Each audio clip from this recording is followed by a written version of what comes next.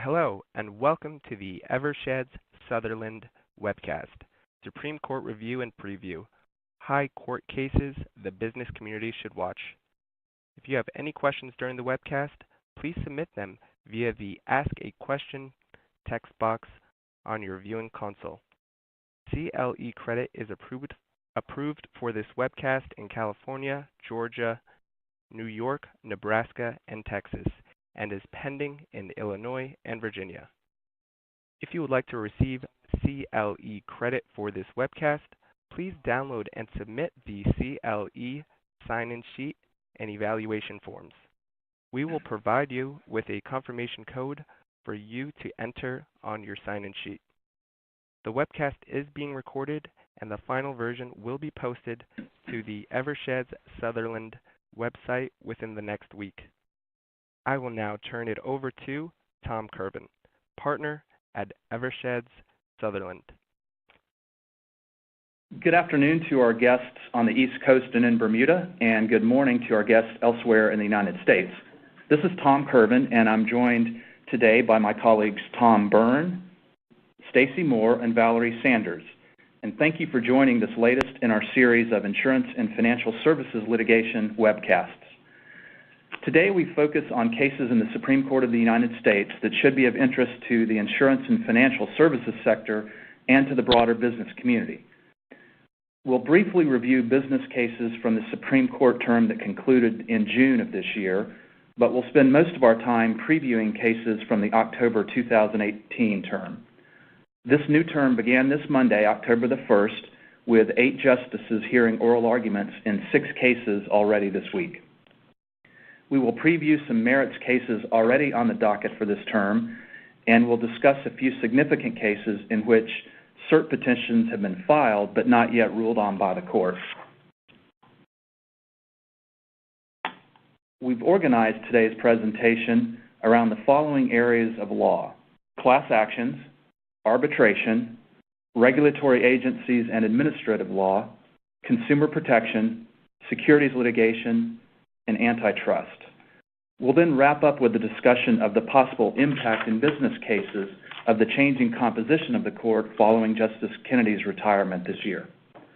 So let's start with class actions, which continue to be a fertile area for the court. This past term, the court ruled on one class action procedural case, and it dealt with the tolling of the statutes of limitations. The case was China Agritech versus Resch, and this built on 2 earlier cases that dealt with tolling. Now, what do we mean by tolling? The filing of a class action tolls or presses the pause button on statutes of limitations for all people who fit the definition of the putative class. And so, and that tolling remains in place until class certification is decided in that particular class that's been filed. Now, after the tolling ends, for example, if class certification is denied, unnamed class members then have the option, if the statute hadn't already run as to their claims, they can move to intervene in the case, or they can file their own individual actions. And during the time that the class action has been pending, the pause button has been in place on their individual claims. So the issue before the court this last term was, does that tolling rule also toll the right to bring a new class action? And the court answered that question, no, that equitable tolling only applies to individual claims. It doesn't toll the right to bring follow-on class action claims. In other words, one can't wait until class certification is denied and then file another shot at another class action if the statute of limitation had already run. This was a very positive outcome for the business community, who is typically on the defense side of class actions. If the case had come out the other way, it could have, in fact, extended indefinitely a defendant's exposure to follow-on class action litigation, because every time class certification is denied, a new plaintiff could file a new class would have additional time to file a new class action. But the court limited that and made it clear that the equitable tolling doctrine only applies to protect unnamed class members or absent class members' rights to bring individual claims after class certification has been ruled on. This ruling provides some certainty to class action defendants because it provides guidance on when your likely exposure to class action litigation is cut off based on events that have occurred in the past. So again, this was a positively received case by the business community.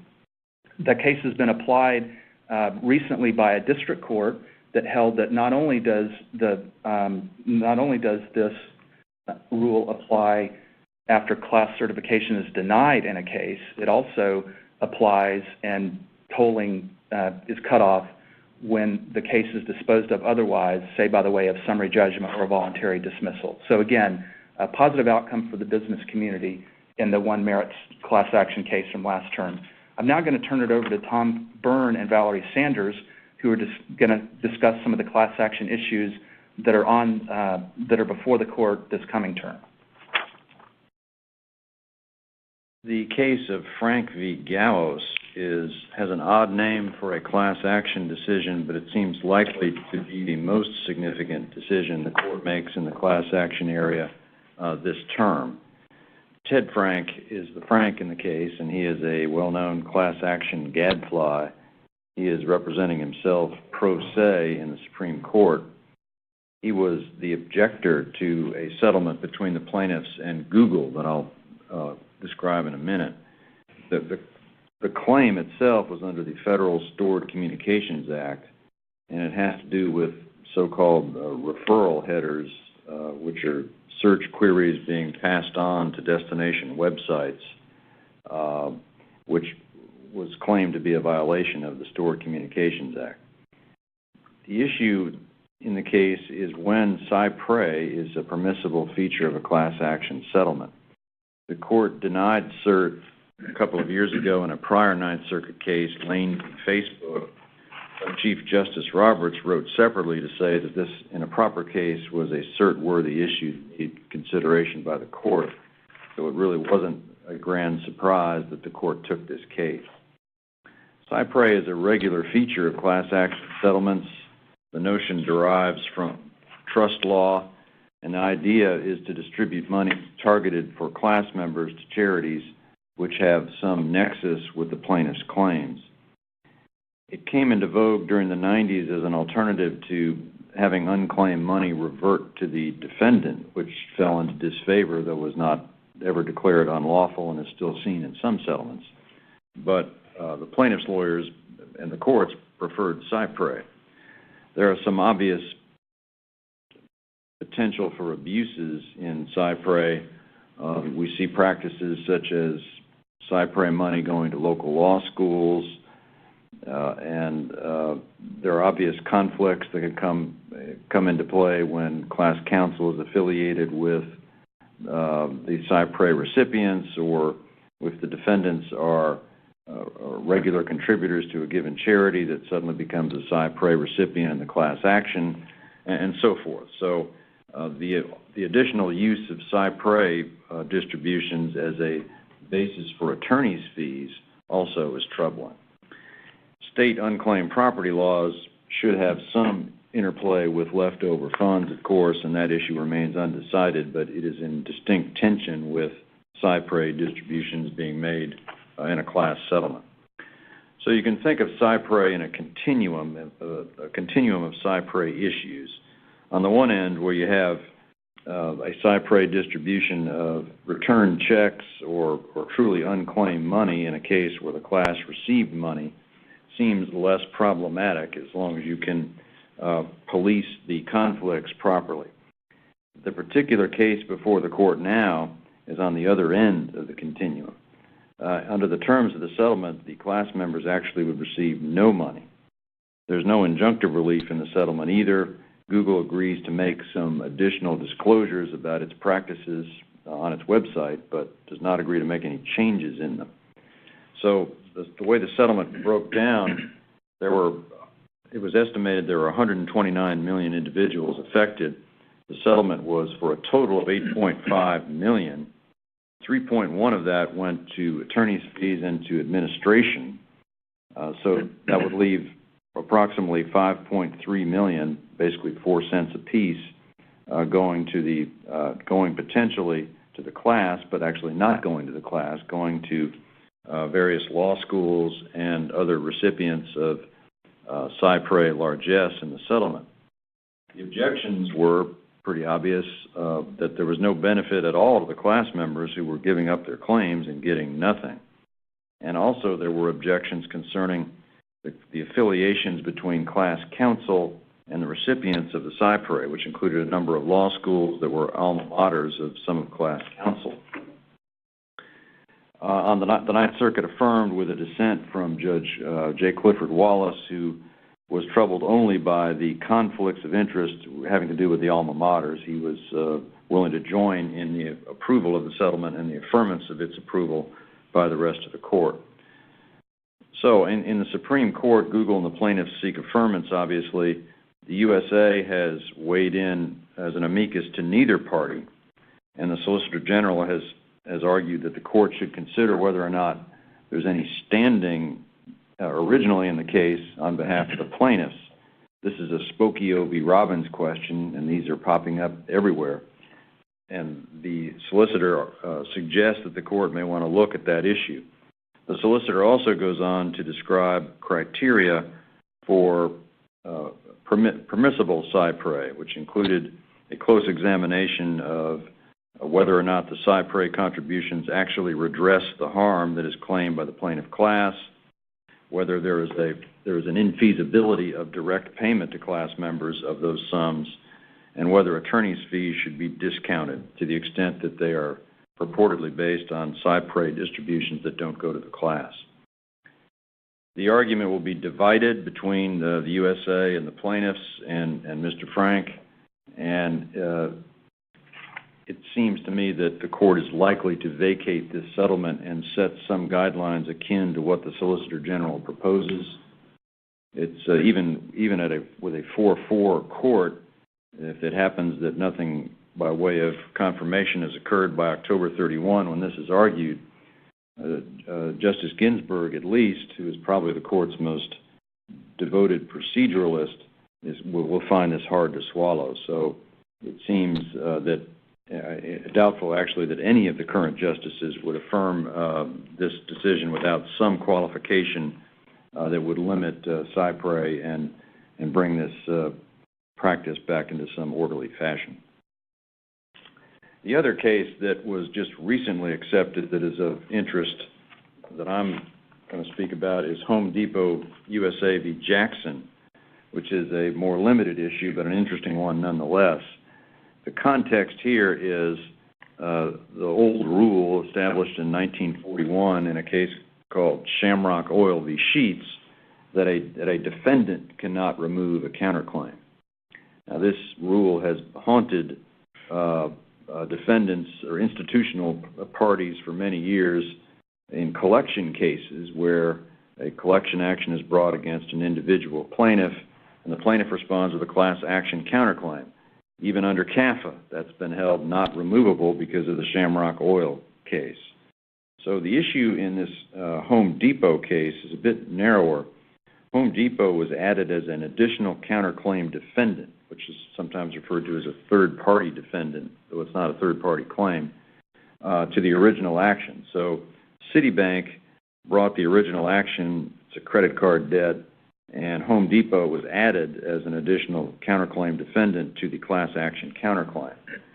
So the petitioner is not asking that the court overrule Shamrock Oil, but asks that the court construe the Class Action Fairness Act to permit removal by a party joined only as a counterclaim defendant, a party that never brought a case in that court and has been hauled in as a result of additional proceedings. This would be contrary to the views of 4 circuits, and interestingly, this is the rare case in which the court took a cert petition without any circuit conflict existing, and the petitioners were quite open about that. the court still took the case, which suggests they're going to change the rule here in some fashion. Interestingly, the court itself added a second question for review, which is whether or not the Shamrock rule itself should apply to a party added as a counterclaim defendant wholly apart from CAFA. So the petitioners could win in a couple of ways here. The court could construe CAFA, or the court could scale back Shamrock Oil to not apply to parties added as a counterclaim defendant. So this case has not been briefed yet. It was just recently granted, and it will be argued sometime in 2019 and presumably decided, like all of the other cases, by the end of this term. Valerie? Thanks, Tom and Tom. The next case up is Nutraceutical Corp. Versus Lambert, a case coming to the Supreme Court from the Ninth Circuit. It's a procedural issue, but we've got it here in our class action section because, as you'll see, the particular rule involved in the case is Federal Rule of Civil Procedure 23F, and more specifically, the 14-day timeline set forth in the rule for filing a petition for interlocutory review of an order granting or denying class certification. Some of you who practice in this area may be thinking, well, there's already sort of an exception to that rule in many, if not most, circuits, in that several of the circuits have held that if a party files a motion for reconsideration of the order on the class cert motion within the 14 days, then that tolls the time. Again, not all circuits have held this, but many have. That motion for reconsideration filed within 14 days can toll the time for filing the 23F petition. So not surprisingly, that's not quite what happened in this case, which is why it ends up now in the Supreme Court. Mr. Lambert initially filed a putative class action under California's unfair competition law, Section 17200, against the manufacturer of a purported nutritional supplement by the class, but later granted the defendant's motion to decertify on the ground that the plaintiff had been unable to come up with a damages formula or procedure that comported with the Supreme Court's direction in Comcast v. Barron. So we have the order decertifying the class. Following that, there was a status conference at which the court issued a deadline for filing a motion in which the plaintiff could file a motion for reconsideration of the decertification order. The date that the district judge set was more than 14 days out from the issuance of the order as to which reconsideration would be sought. The district court set a deadline 20 days out. Lambert filed his motion for reconsideration within the 20 days allowed by the district court, but beyond the 14 days within which, in many circuits, it could have been filed to toll the time for filing a 23F petition. That motion for reconsideration was denied, and the plaintiff then filed, within 14 days of that, his 23F petition in the Ninth Circuit. The Ninth Circuit held that the petition was timely, more on that in just a moment, and went on to find that the decertification had been an abuse of discretion. On the timeliness issue, the Ninth Circuit allowed for a, quote, equitable exception to the timeline, pointing to the specific facts of the case, the judges having set a longer deadline for the motion for reconsideration, and the plaintiff's compliance with that deadline.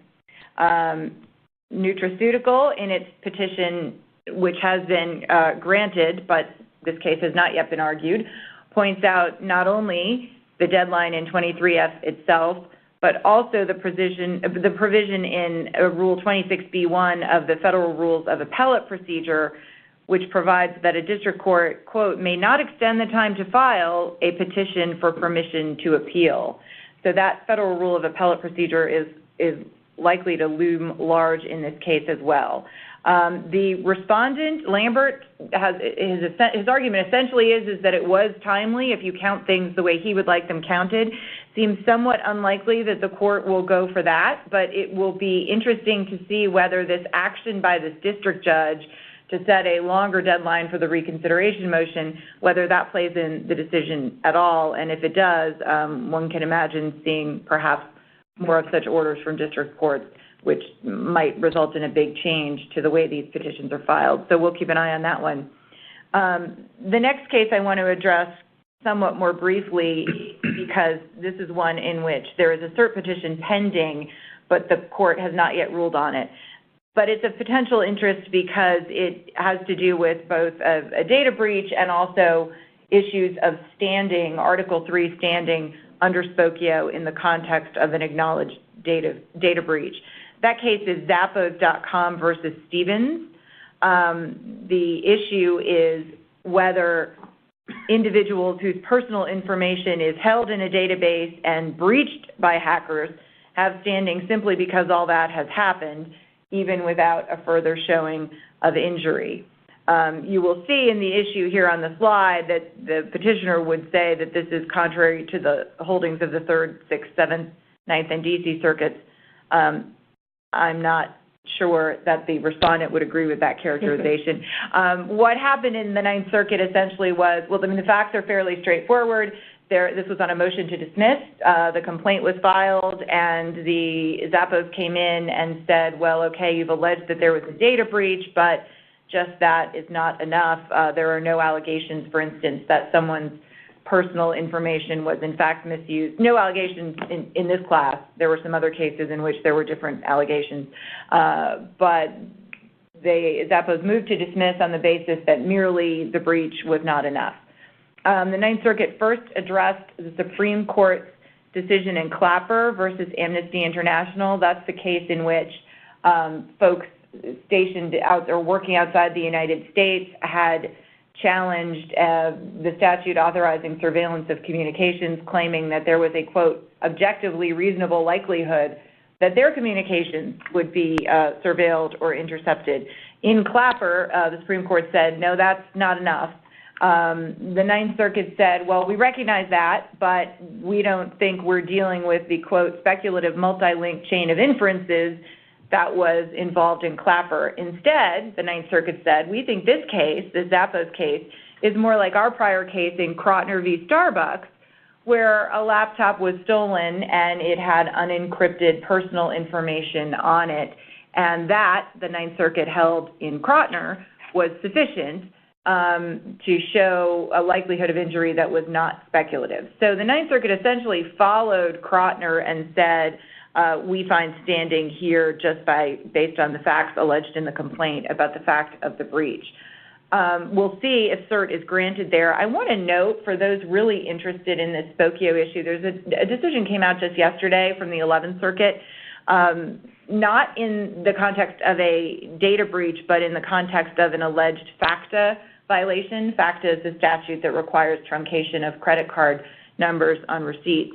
The 11th Circuit there talked about some sort of old-fashioned, if I may, common law torts, breach of confidence, breach of an implied bailment, torts that might get at the alleged harm simply in a breach itself, when information has been entrusted and then the security has been breached. So the 11th Circuit's opinion yesterday sort of said that breach is itself an injury, a cognizable injury, even before you look to whether some future injury is too speculative or sufficiently concrete. I would not be surprised to see some arguments like that showing up in Zappos if cert is indeed granted. Great. We're going to shift gears now to an area that has been near and dear to the heart of the court the last few terms, and this coming term is no exception, and that's arbitration. Stacey Mohr is going to speak about the arbitration issues currently before the court. Thanks. And as Tom said, there are several. There's actually 3 arbitration decisions that the court will decide this term, and there was one of interest that we'll talk about from last term. The first case we're going to talk about is also sort of a class action case, as a lot of these are, because the court's decisions on enforcement of arbitration agreements often arise in the context of avoiding a class action, or a party that was trying to avoid a class action through compelling arbitration. So the first case, this is a pending case that the court has granted cert on, and argument will be later this month, is Lamps Plus versus Varela, which deals with this very particular intersection of the class action mechanism and arbitration, and that is the availability of class-wide arbitration. And of course, as arbitration agreements have become a big primary defense against class actions for a lot of companies, plaintiffs' tactics for getting around these agreements have evolved. There's been several cases and several circuit court decisions recently involving plaintiffs attempting to compel class arbitration. And in Lamps Plus, the issue before the Supreme Court is whether the Federal Arbitration Act and the court's interpretation of the FAA in its earlier decision, in Stolt-Nielsen particularly, permits a state law interpretation of an arbitration agreement that allows for class arbitration when it doesn't explicitly say so, essentially. So in Lamps Plus, the plaintiff, Varela, sued his employer, Lamps Plus, in federal court in California, alleging a punitive class action for claims relating to a data breach. Varela's employment agreement with Lamps Plus contains an arbitration agreement stating that all claims in connection to his employment, that's the quote, all claims in connection to his employment, will be resolved by arbitration and, quote, that arbitration shall be in lieu of any and all lawsuits or other civil legal proceedings relating to my employment. So based on this agreement, Lamps Plus moved to compel individual arbitration. The district court denied the motion but compelled class arbitration, which as urged by the plaintiff, and the Ninth Circuit affirmed that ruling. And as background, the Supreme Court has previously held in Stolt-Nielsen that class arbitration cannot be compelled unless there is a contractual basis for concluding that the parties agreed to do so. So in other words, the court should not presume that the parties agreed to class arbitration based on mere silence on that question. And so most courts since then have read that to mean that unless the arbitration agreement says that class arbitration is agreed to and is explicit about that, then the court cannot compel the parties to arbitrate on a class-wide basis. The Ninth Circuit, however, in Lamps Plus, took a different reading of the word silence and said that the fact that the arbitration agreement does not explicitly mention class arbitration does not mean that the agreement is, quote, silent, because what is agreed to by the parties depends on state law principles of contract interpretation. And so if looking at the contracts and applying those principles would indicate an intent to allow for class arbitration, then the agreement wasn't silent, essentially. So here, the language and particularly the statement that arbitration shall be in lieu of any and all lawsuits or other legal proceedings, the Ninth Circuit said that this was at best ambiguous, meaning that it had to be construed against the drafter under state law contract interpretation principles. And in this case, of course, the drafter was the employer, and so therefore the language would be read to allow for class arbitration. Needless to say, I think this decision is a bit of an outlier. Other circuits have repeatedly rejected attempts to find implicit agreement to class arbitration in similar language, that sort of basic general, arbitration agreement language. And notably, the third member of the Ninth Circuit panel, Judge Fernandez, dissented in 2 sentences, very short dissent, stating that the decision is a, quote, palpable evasion of Stolt-Nielsen. The next case we'll talk about is Epic Systems Corp. Versus Lewis. This was a case that was decided last term. And Epic Systems, like Epic, involves arbitration agreements in the employment context. And it is also related somewhat to the availability of class action proceedings for employees. Epic resolved 3 cases that came up through different circuits. All were brought as collective actions under the Fair Labor Standards Act. Unlike in Lamps Plus, the employee arbitration agreements at issue in Epic, thankfully, contained explicit waivers of class and collective proceedings, which many arbitration agreements do, and so they don't have to get into the Lamps Plus territory.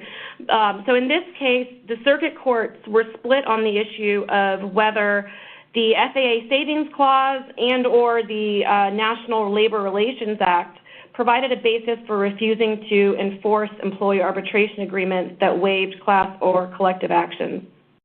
That was the position taken by the National Labor Relations Board in a 2012 ruling that these waivers and employment agreements are not enforceable because the NLRA gives employees the right to engage in, quote, concerted activities. Concerted activities generally is thought to mean self-organization and collective bargaining. So this was going a little beyond what that sort of traditional meaning was. The Supreme Court disagreed with the NLRB's interpretation, and it refused to give Chevron deference to it, and it held that the FAA instructs that arbitration agreements providing for individual arbitration must be enforced as written, which is something it's held in several cases now, and nothing in the Savings Clause of the FAA or the NLRA changes that.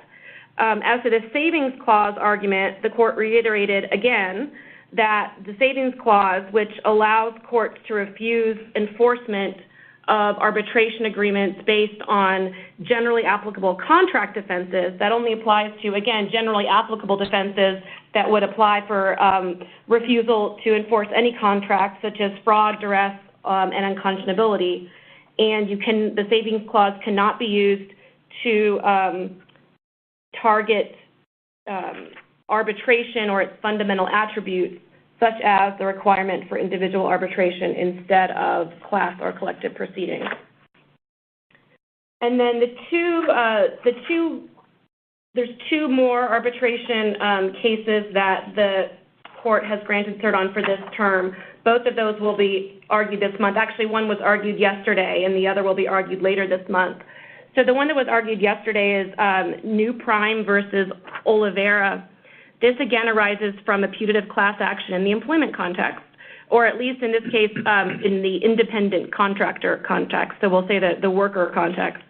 But it also deals with, well, on the briefs anyway, it dealt with an issue, and one of the issues for the court, on which the court granted cert, was sort of what's become a common battleground for arbitration enforcement in recent years, and that is whether the court or an arbitrator must decide the initial question of whether arbitration can be compelled.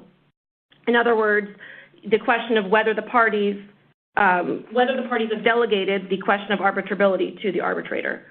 So briefly, the facts in Oliveira. Oliveira is a long-distance truck driver. He worked for a trucking company, New Prime, as an independent contractor. He filed a putative class action against New Prime, and New Prime moved to compel arbitration under the arbitration agreement in the independent contractor agreement. In response, Oliveira argued that the arbitration agreement could not be enforced because Section 1 of the FAA states that the FAA does not apply to, quote, contracts of employment of transportation workers, essentially, a class of workers engaged in interstate commerce, which has been read to mean transportation workers. So the big question here, and really the big question that the court had and that was argued yesterday in the oral argument, is whether this exemption applies to independent contractor agreements in addition to traditional employment agreements, in which case the FAA would not apply, so the parties could not be compelled to arbitrate, under the FAA at least. But before you get to that, there was an initial question that was briefed that question of who should decide whether the FAA applies, who should decide whether the independent contractor agreement is a contract of employment or not, whether that should be decided by the court or by the arbitrator because the agreement delegated questions of arbitrability to the arbitrator. In its previous decision in Rent-A-Center versus Jackson, the Supreme Court held that delegation provisions like this are separate and distinct agreements to arbitrate these gateway issues of arbitrability, such as whether the parties have agreed to arbitrate and whether the parties' dispute is within the scope of the arbitration agreement. Those were the two examples given in Rent-A-Center. And that those are separate agreements to arbitrate, and they're enforceable the same as any other arbitration agreement and must be enforced as written, again, unless there is a generally applicable contract defense. Here, the first Circuit concluded that even with the valid and enforceable delegation provision, the question of whether Section 1 of the FAA applies must be decided by the court.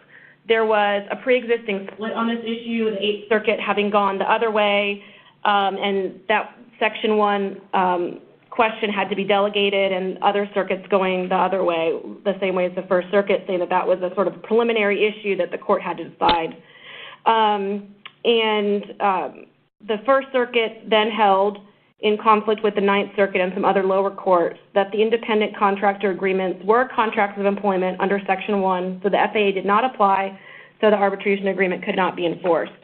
And again, even though there was sort of this question about the delegation provision, and whether this question was a question for the court or the arbitrators, and sort of how broad that delegation goes under Rent-A-Center, at oral argument yesterday, counsel for New Prime essentially abandoned that argument. He stated a couple of times that they would be happy for the court to decide the substantive question of whether Section 1 applies or not.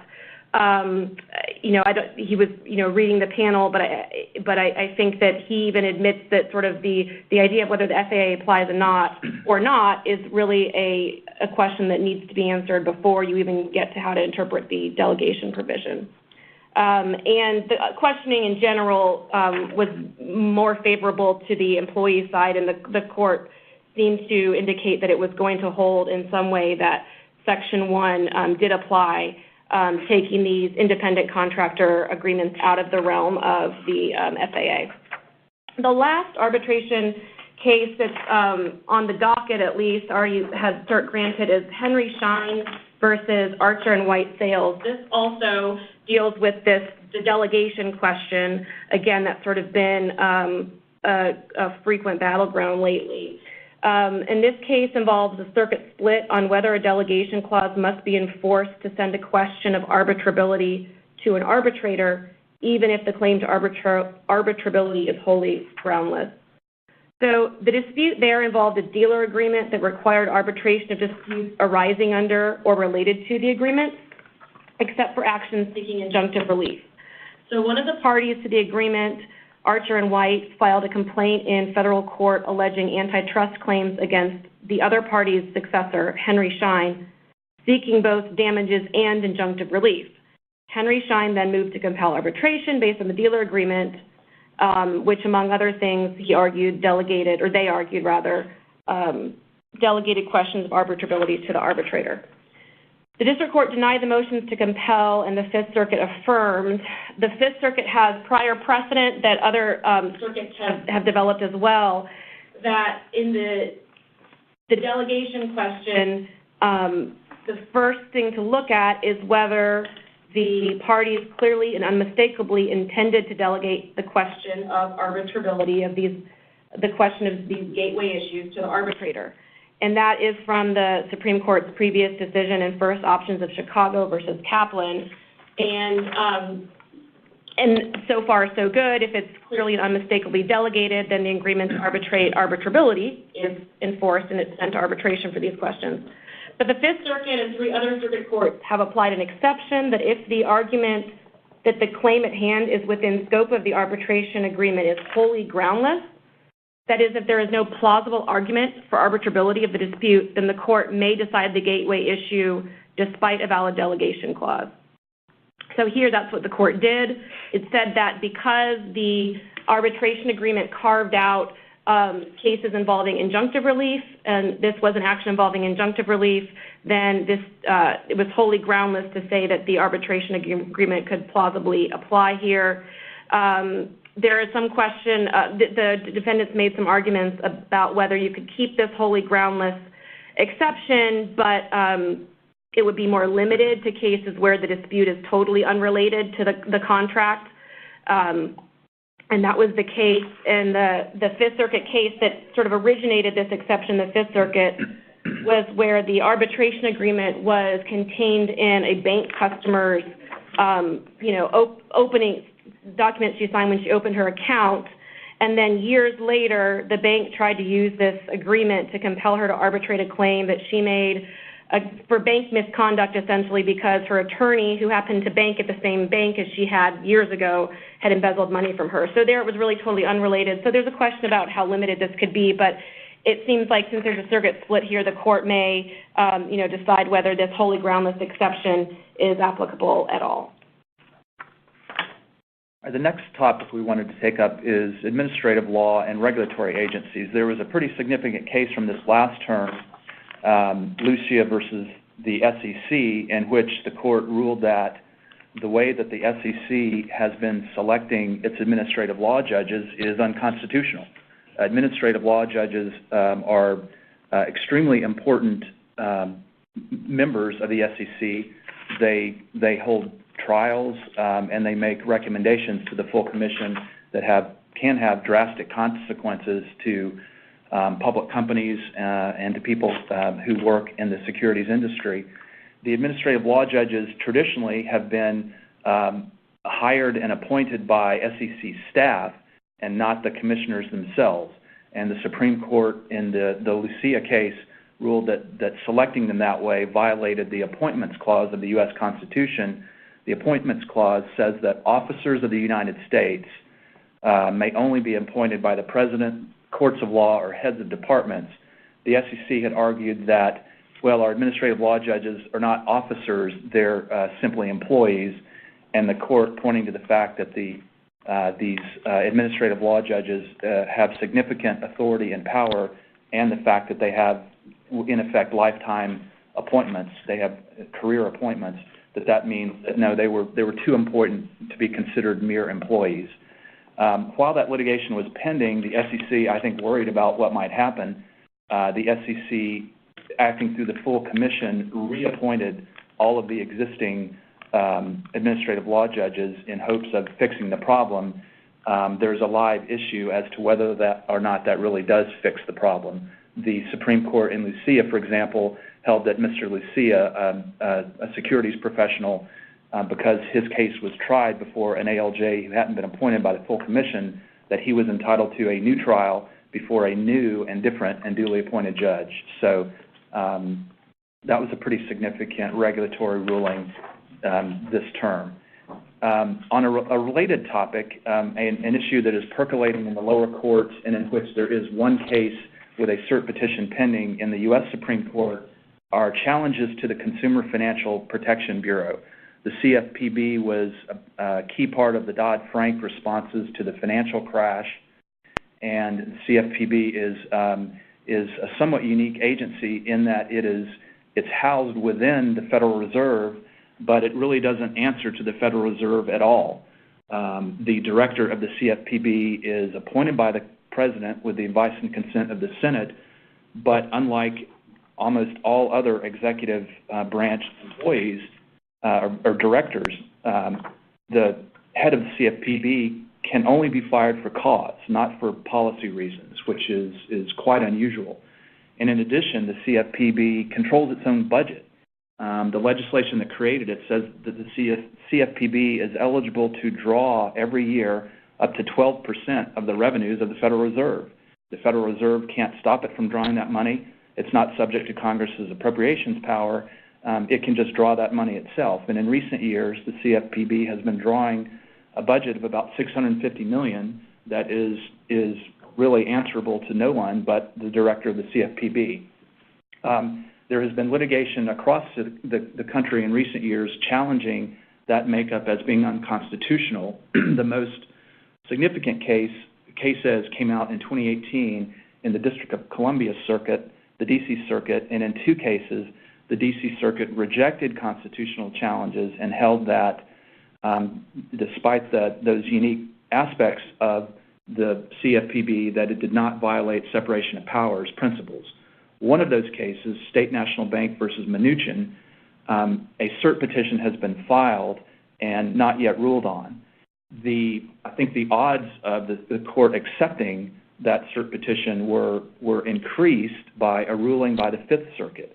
The Fifth Circuit in 2018 ruled, contrary to the D.C. Circuit, that another federal agency called the Federal Housing Finance Agency is unconstitutional. That agency was created in response to the housing market crash, the real estate market crash, in order to oversee Fannie Mae and Freddie Mac.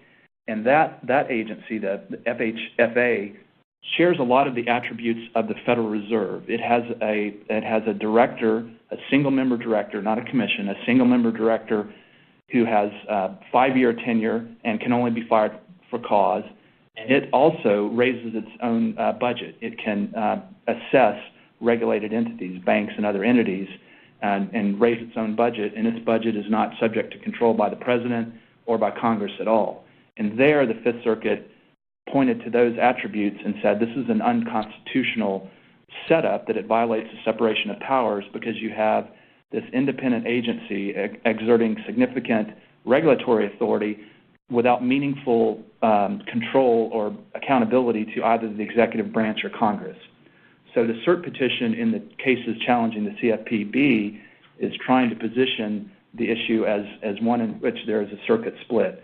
I would also note there was a district court case from the Southern District of New York recently this summer finding that the CFPB is in fact unconstitutional, that it violates the separation of powers.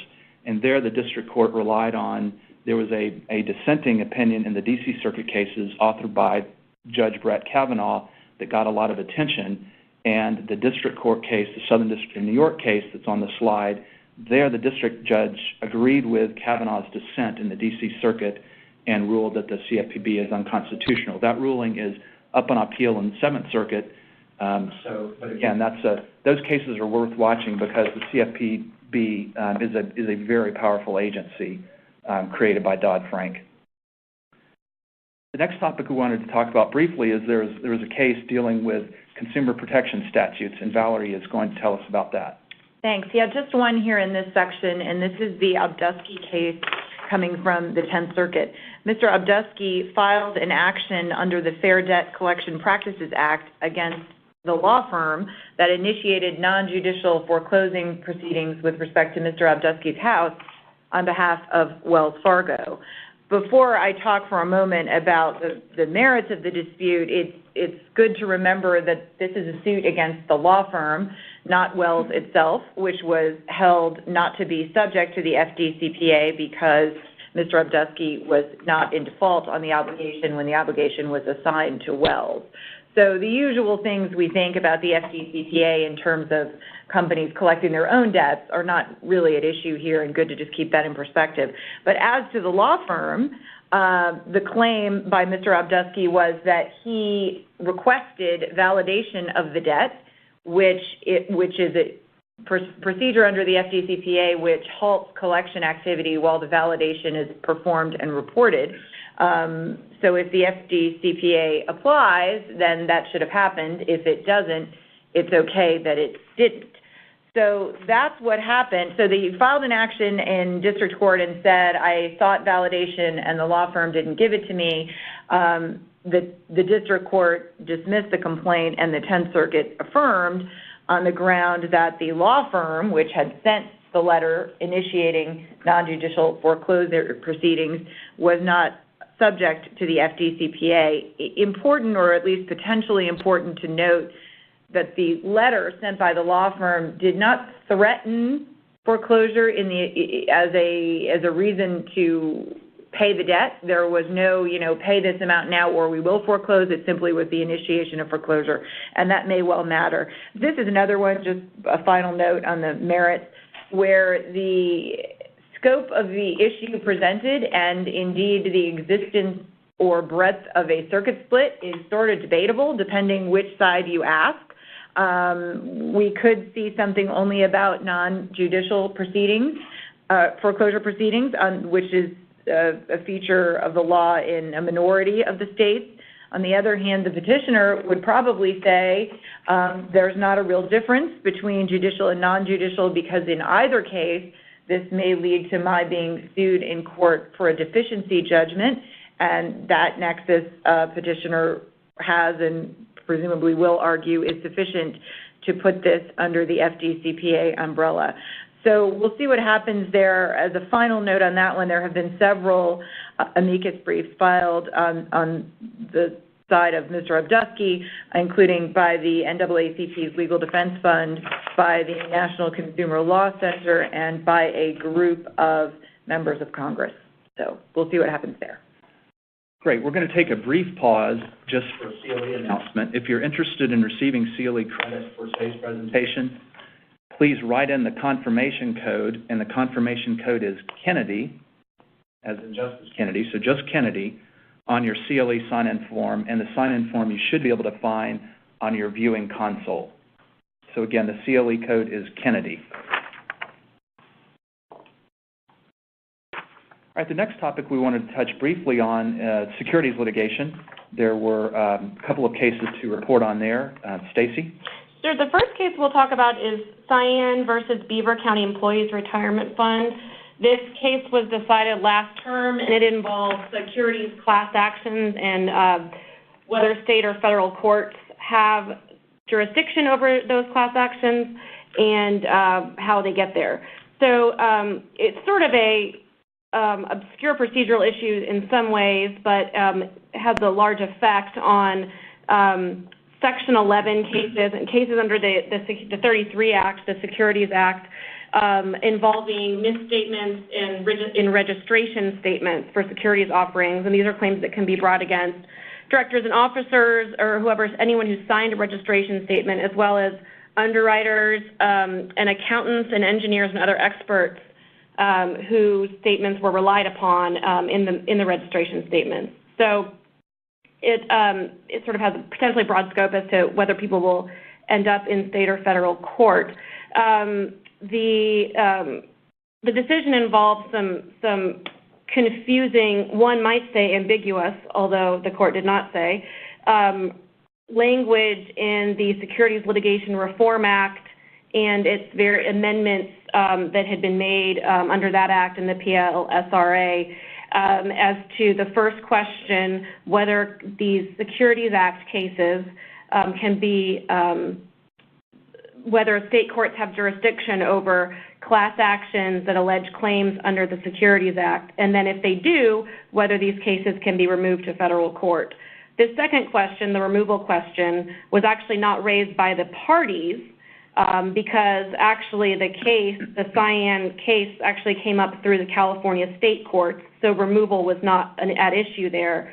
But the removal question was the subject of a lot of disagreement among the lower courts and had been decided differently. In the U.S., attorney actually asked the court to accept cert on this issue as well. And so that's where that came from. And the parties briefed that as well as the state court jurisdiction issue. Ultimately, with the reading of the confusing language of the statute, the court determined that state courts do indeed have jurisdiction over class actions under the Securities Act, and that removal of these actions to federal court is not proper. So the implications of this for an ongoing basis are essentially that these Section 11 securities claims class actions will remain in state court. There are some interesting jurisdictional and procedural questions about cases that are still pending that had already been removed, where a motion to remand was denied, and sort of what happens to those cases, as the court did not make any determination that, the federal courts don't have jurisdiction, and certainly cases that were originally filed in federal court could remain there, and it's really a procedural removal question. The next case is Lorenzo versus SEC. This is a case that is pending in the current term. And this one involves SEC enforcement action against an investment banker for violations of Rule 10b-5, which deals with false and misleading statements in connection with purchase or sale of securities. Lorenzo was an investment banker who sent emails to potential investors with information about pending offering for one of his firm's clients. And the emails contained misstatements about the client's assets. But notably, and the issue here is that the emails stated that they were sent at the direction of other specific individuals, i.e. Mr. Lorenzo's bosses at the firm. So he was sending these at the direction of somebody else. The Supreme Court previously had, backing up, Rule 10b-5 covers sort of two different categories of fraudulent conduct. One is making fraudulent statements, and one is engaging in a fraudulent scheme or fraudulent conduct. So in a previous case, Janus Capital, the Supreme Court had held that individuals cannot be liable for making fraudulent statements unless they are actually the maker of the statement. So here, the SEC had determined that Lorenzo was the maker of the statements, and he also, even if he hadn't been, he still could be liable for knowingly sending material misleading language from his own email account. So he could be liable for scheme liability, essentially.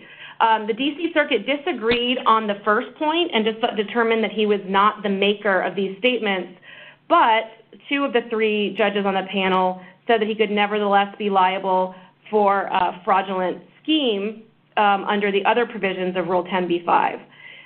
The dissent was written by Judge Kavanaugh, who would have found no liability because Lorenzo's sendings of the emails was not willful. And he also noted a circuit split that several other circuits have not allowed for liability under these circumstances and have concluded that scheme liability must be based on conduct that goes beyond a defendant's role in preparing misstatements made by others.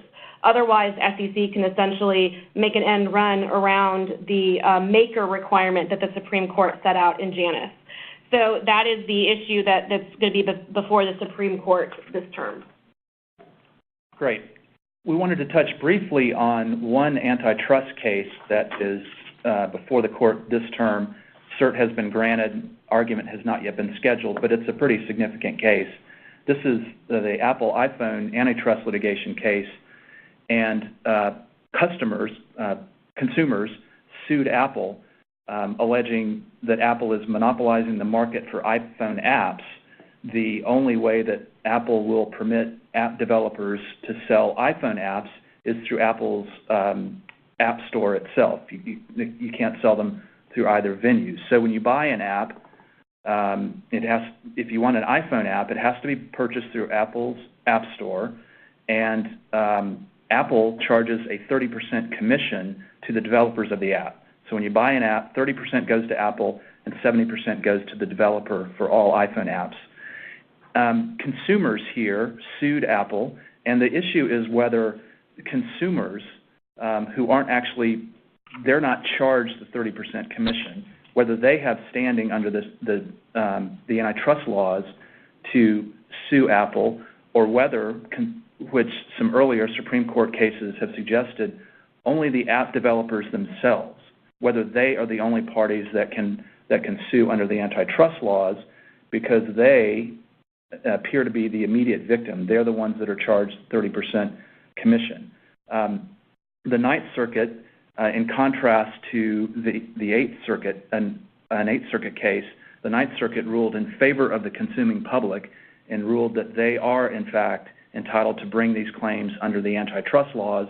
And basically, the court reasoned that, ultimately the increased costs that are borne by the app developers at the end of the day flow through in the form of higher prices to consumers.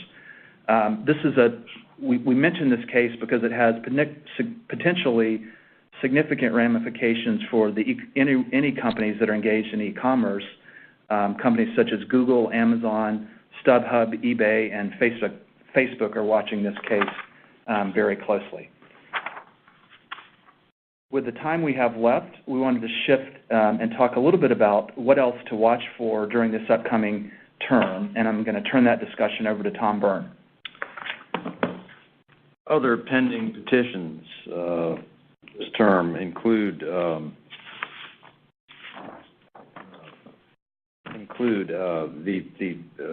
Fole v. I guess it's pronounced Fole v. U.S. Bank case, which involves whether a ERISA plan participants who have not yet suffered individual financial harm can seek injunctive relief.